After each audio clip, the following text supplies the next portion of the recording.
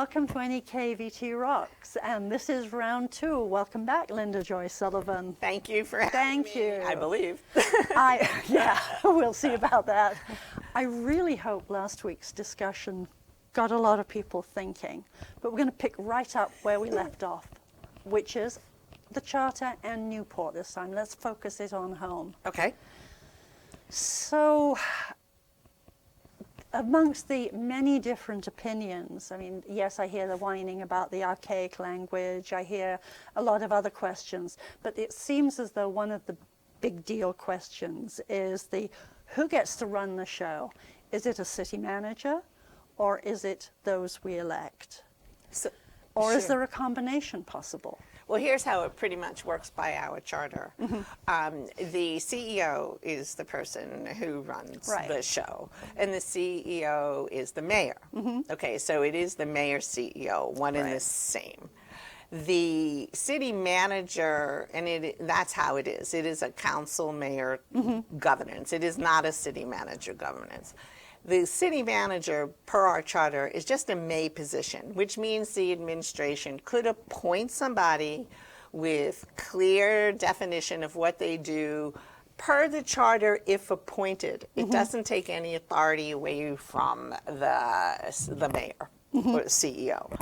And the key is it's just a may position. And pretty much now it's almost, 2.5 almost 3 years that you haven't had a city manager and nothing's broken that way. Well, no. There was a lot of breakage before that. But that's what I'm saying. You're picking up the breakage that happened when you had the city manager because you weren't following the charter. Yeah.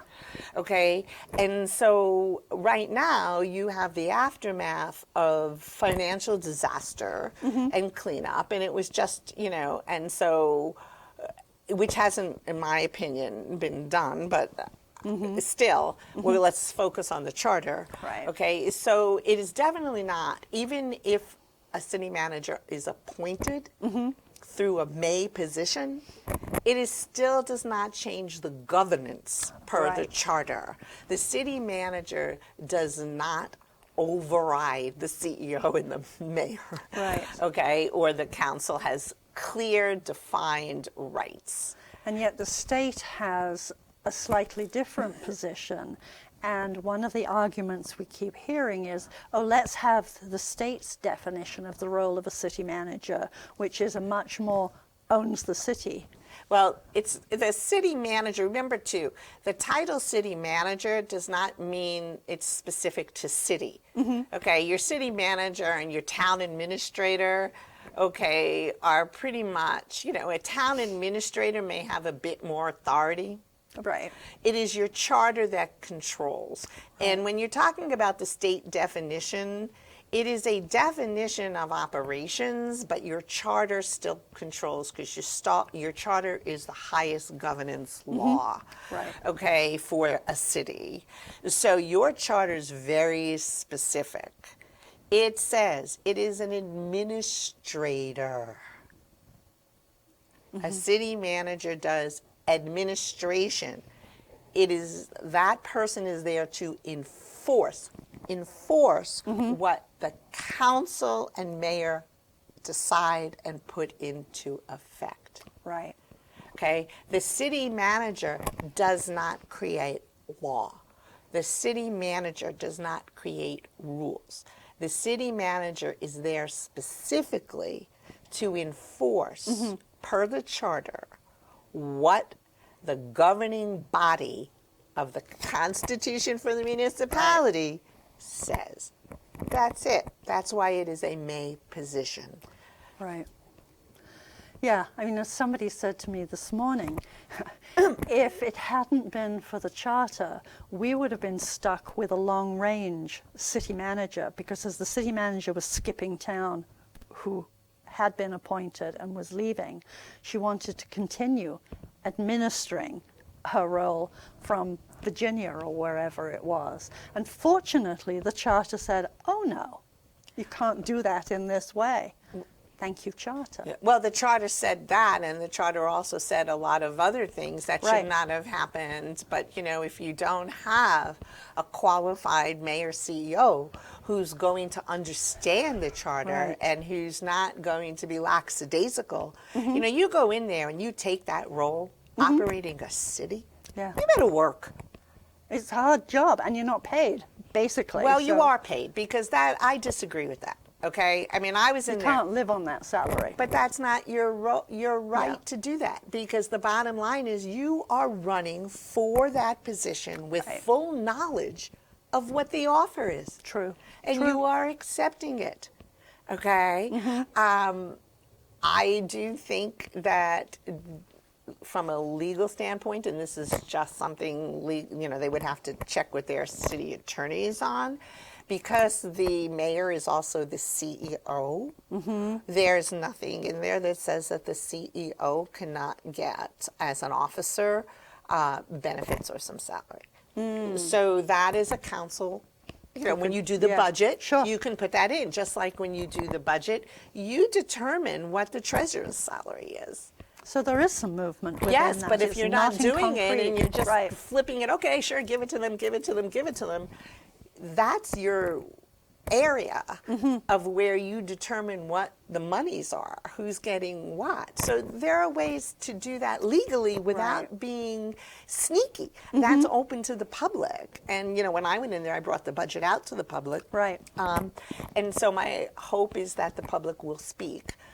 But the key right now is, I think that the city manager's big, you know, deal is that's just a decision of how much need the CEO mayor has and how much the city has, you know, need. So do you really think that Newport could afford a salary for somebody who probably isn't as qualified?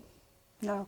So why? I mean, the bottom line is you have different departments there. I would think, and this is getting a little bit off topic, but, you know, look at the cost structure, look at who's there, and revamp that to save the taxpayers' money, and stop being so revenue generate, you know, tax, and do eliminate some costs. And you have the authority within the charter, to do the that. CEO mayor, to bring it to the council to do that. Right. Okay, so I think that the charter itself is so clear on the definitions of the fire chief, the definitions of the different officers, the definition of the mayor, CEO, and the council. It is not confusing. No. It is it's a lot of fun when you hear like quacky statements coming out of comments. You know, you're always going to have quacks. And I don't mean quacks like in crazy people, like noise, quack, quack, quack, quack, quack, who just want it to be a way, who want to, you know, make noise. But the bottom line is that charter is so powerful, and it is not derogatory. You used the word, you said like it's a bit archaic.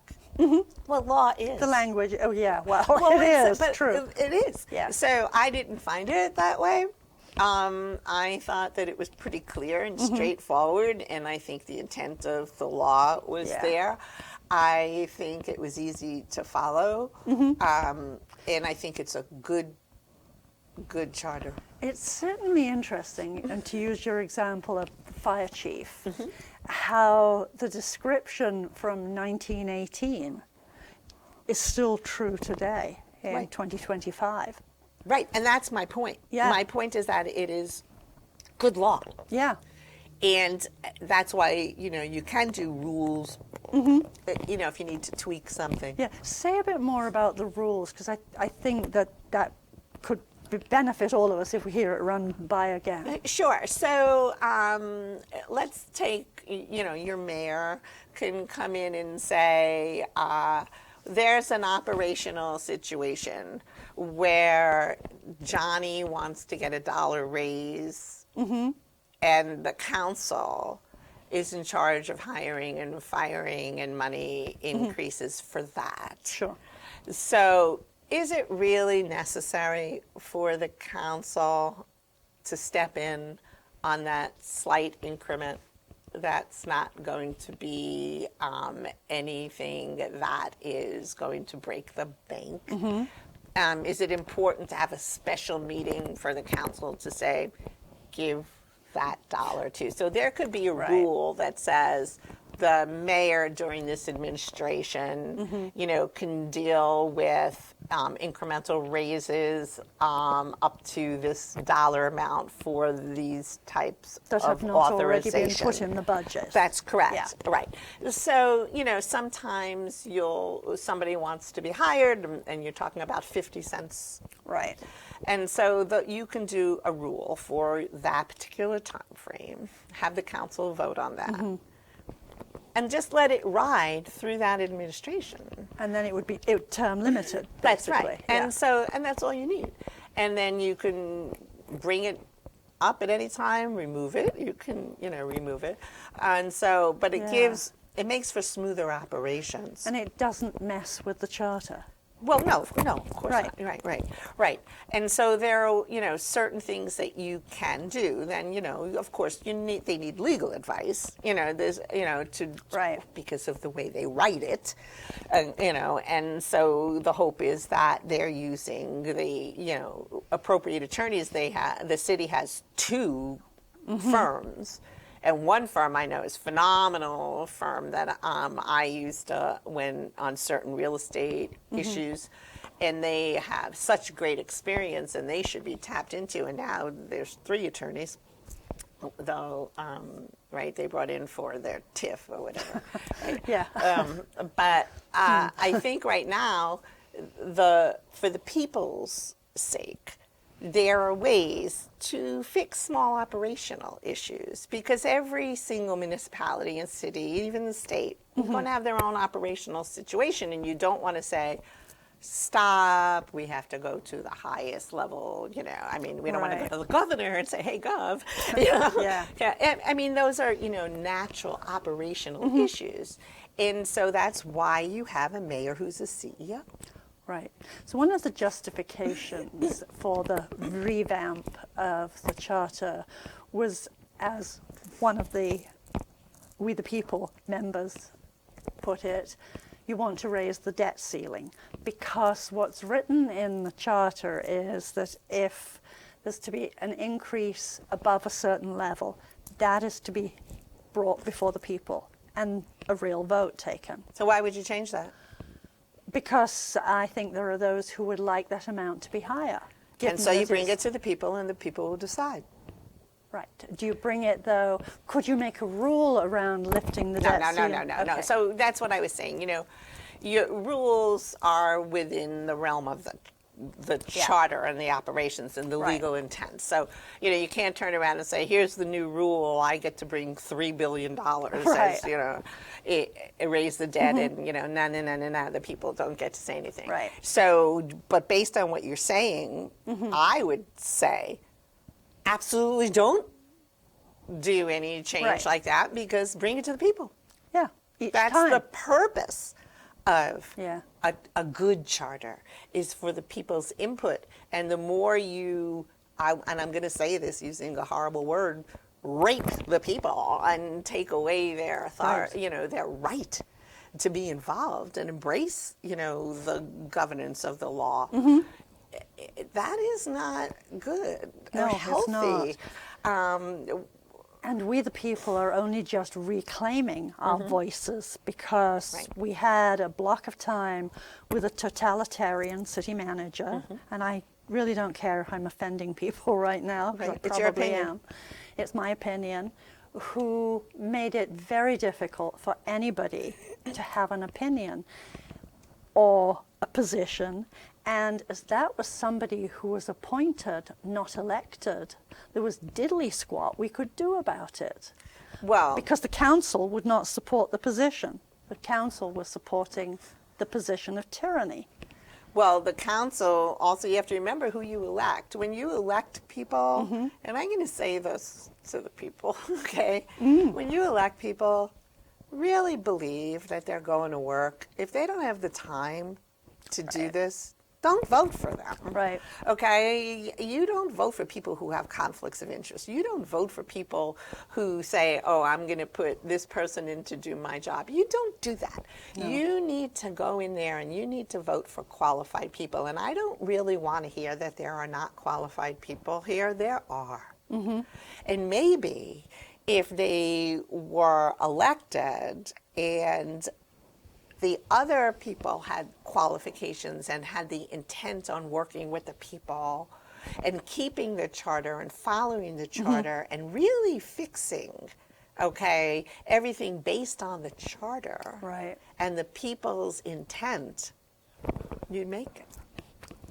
That would be wonderful. Mm-hmm. And it's not something that is not doable. Yeah. You are on your way there. Yeah.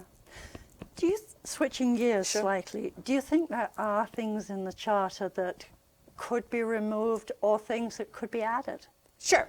I think, there are things in the charter that could be removed, but I don't think they're consequential. So if they're removed, who cares? I mean, as I said, some job descriptions. The weigher of coal. The weigher of coal, right. Yeah. Right. As of this point in time, I don't even think we have a scale, right? No, we don't. So, we don't. okay, but what happens is it just becomes dormant. Yeah. So do I think we need to rush out there? I mean, and say, oh, we have to change the charter because we have to remove the weigher of coal. No, just do a vote that says, like we did. Right. Okay, there's no need for a weigher of coal. But I don't think that the charter should be manipulated for elected offices like the constable. It's part, and there are people who want to be the constable. You should have a constable. That investigative position is very important. Right. And I think it's good. It's an independent investigative position, and I think it's something that should be followed through. Right. You don't just say no because one person or one council member doesn't want it. Right. So not healthy. No. And that's where the charter should be enforced. So as far as rules, yes, we don't have in our city charter a rule that gives the people the right to, say, remove an elected officer. Mm-hmm.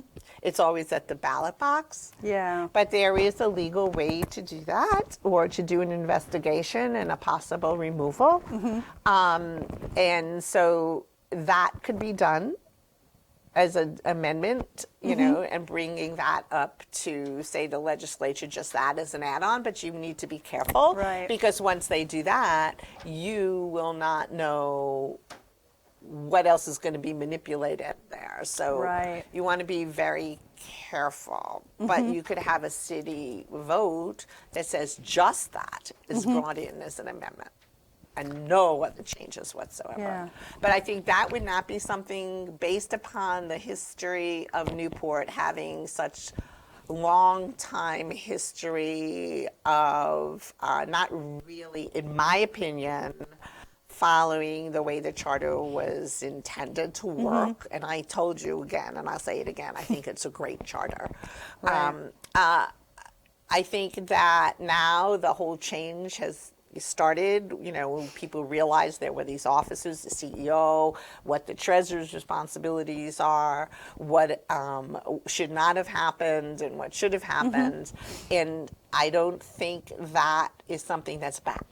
I think that it opened up the people's eyes. I think that you don't want to allow any charter changes because of one person who politically wants to change something for their own benefit, and definitely don't take away any rights of input or vote from the people. What about term limits? Okay, so I'm for that. I'm for term limits across the world. Okay? Yeah. So I think 4 years, nobody needs to be there for more than 4 years. A governor may be 8, but but I'm saying 4 years, you get your work done in 4 years, because if you're going to take that position, you're going to work for 4 years. Yeah. Otherwise, don't run. And so I think it does take a while to get work done. So, but I don't think anybody should be in a position more than 4 years, because then it becomes a lackadaisical, expected power trip, and you need to work. I mean, when I was in there day and night. I was there in the middle of the know you night. were. My choice. Yeah. But I'm Yeah. saying my choice, but I had to understand what was going on with numbers. Right. And I had to understand what was going on and how it was in history and files. And everybody should do that. Right. You know, and my background is different. I'm a receiver, so I go Yeah. in more with that, you know, skeptical mode, and I look to see, and then I go to the charter and the law. Right. But I think that term limits would be something healthy. Just as I think in the legislature there should be term limits, you know. And I'm not saying that somebody who's like, say, in the House, if they've been there for 4 years, they couldn't run for the Senate. That's a different position. Right. That's okay. But I don't think that somebody should be in the House for 350 years. I mean, even past their, you know, life as a human. Exactly. I mean, that's not a career path for life, at least not from where I sit. Yeah. Especially because it's a citizens legislature. It would be Right. different if it was, you know, they were hiring legislators who had, you know, specific educational backgrounds and areas of expertise. Then it might be a career path, but even more of a reason, I think it should be definitely term limits. So that's something that could be added to a charter. That's because correct. we have nothing in our charter. That's correct. Do any of them that you know of? You know, I don't believe they do. I don't know, and I would be misspoken if I said that none of them do, but I don't believe that there are term limits in any of the charters for the select boards or the Right. council members or, you know, mayors of the city. I don't believe so. I haven't looked at Burlington again before the show, so but I don't believe. Have you read many of the other charters? Yes, I did. And so, because I wanted to see some of the differences, but pretty much they're not so different. Right. Okay, they may be written in an updated, more loosey-goosey, which is more dangerous, fashion. Yeah, you can drive a bus through that. That's right. But our chart is pretty clear. You know, the one or two areas that people say, well, this is my position and this is my position, that's the law. You have that on everything. You can find an argument against something in the law regardless. Isn't that what lawyers do? That's exactly right. That is right. And That's especially why we allegedly have a Supreme Court. There you go. That's correct. And, you know, remember, your lawyers represent the city, so they're going to do everything in their power to come up with defenses for the city. Right. Okay? And they should be looking at the charter. They should be going back and reviewing the charter when they give legal advice. Do they?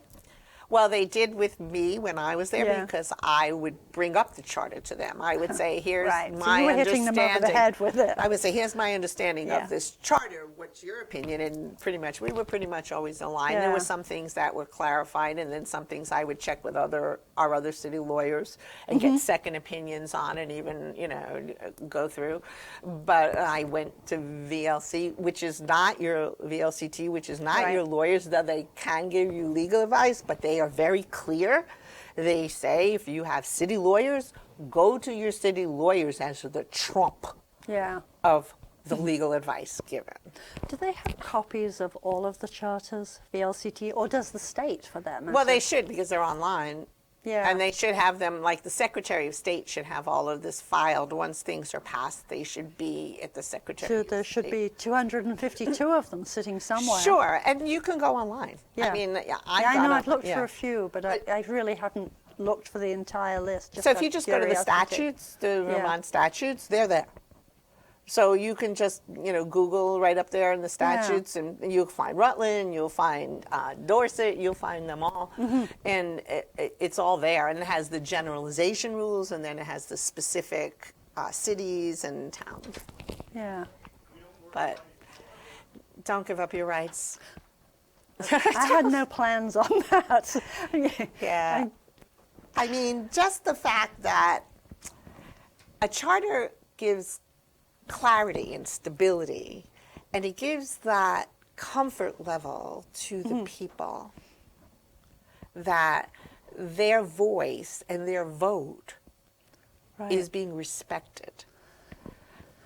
And we're mighty short of that right now. Yes, you are. Not just in Newport, but I mean across the nation. Yeah, it's definitely a big cloud. Yeah. So if there is a way that we can at least reestablish that here. Well, I would recommend that the people have their own gatherings. Yeah. And sit and talk about it. And I recommend that you bring in people who have, understand the charter, who've experienced the charter, who are not the movers to change the charter, but because you need people who are experts in the area, who are able to give you pros and cons. I think the cons of changing the charter will outweigh the pros of changing the charter. So yeah, I mean, as the discussion has gone, I really have not heard many pros for changing the charter.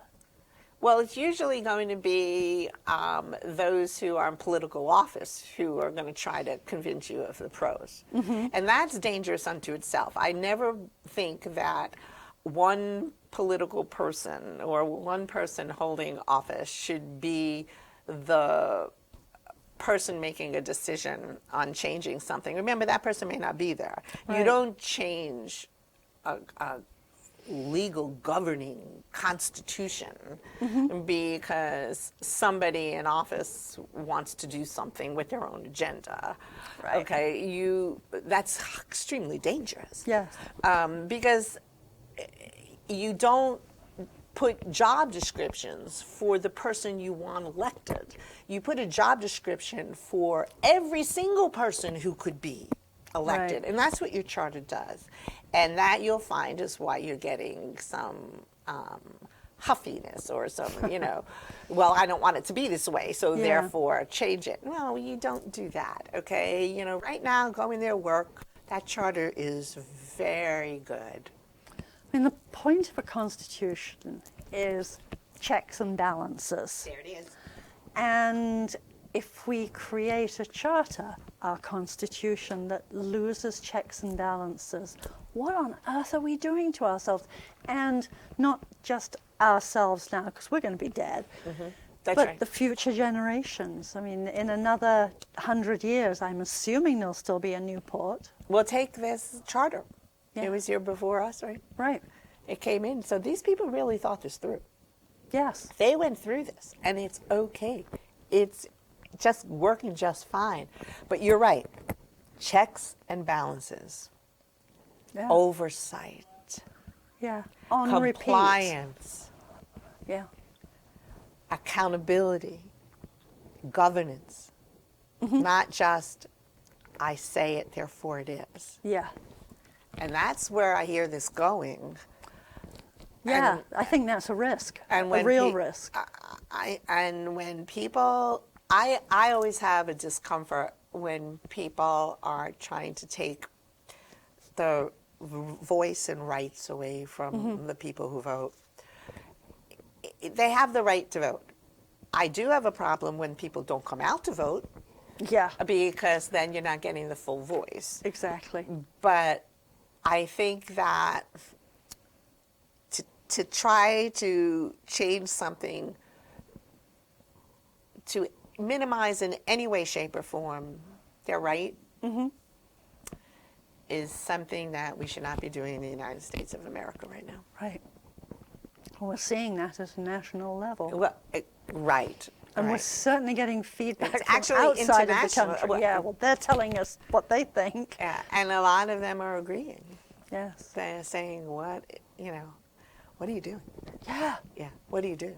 Yeah, and so the governance documents, and as I said, if you go up to a legislature and you're changing documents based on political people. Like, I spoke to my buddy up there and I got all the votes. Well, that's not what you do.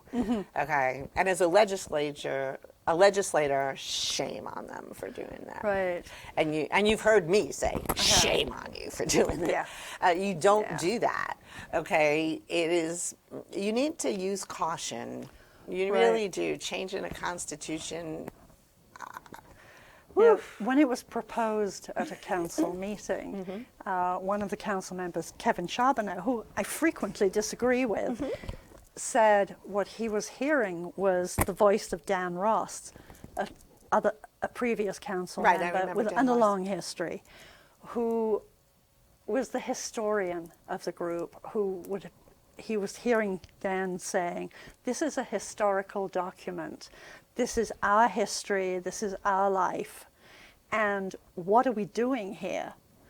And I totally agreed with him. Yeah, his little I was conscience. also hearing that voice. The little conscience sitting on Yeah. his shoulder.